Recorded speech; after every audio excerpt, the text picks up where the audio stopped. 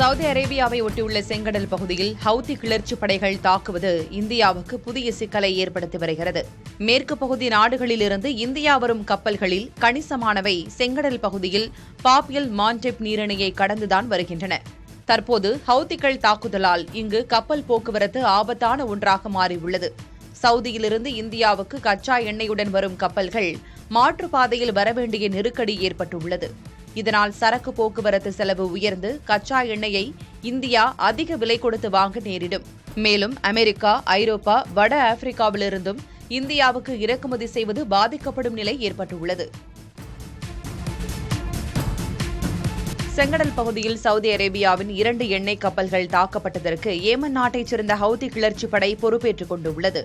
ஏமனில் உள்ள துறைமுகத்தை சவுதி தாக்கியதற்கு பதிலடியாக அந்நாட்டு கப்பல்களை தாக்கியதாக ஹவுதி கிளர்ச்சி குழு விளக்கமளித்திருக்கிறது. சவுதி அரேபியா தங்களுக்கு எதிரி என்றும் அவர்களுக்கு எதிரான தாக்குதல்கள் தொடரும் என்றும் ஹவுதி குழுவின் தளபதி ஜெனரல் காசிம் சாரி தெரிவித்திருக்கிறார். இதற்கிடையே ஹவுதி படையினரின் தாக்குதலில் கப்பல் தீப்பற்றி சேதமடைந்ததாகவும் ஆனால் அதற்குள் இருந்த பணியாளர்கள் அனைவரும் பாதுகாப்பாக வெளியேறிவிட்டதாகவும் சவுதி தெரிவித்துள்ளது.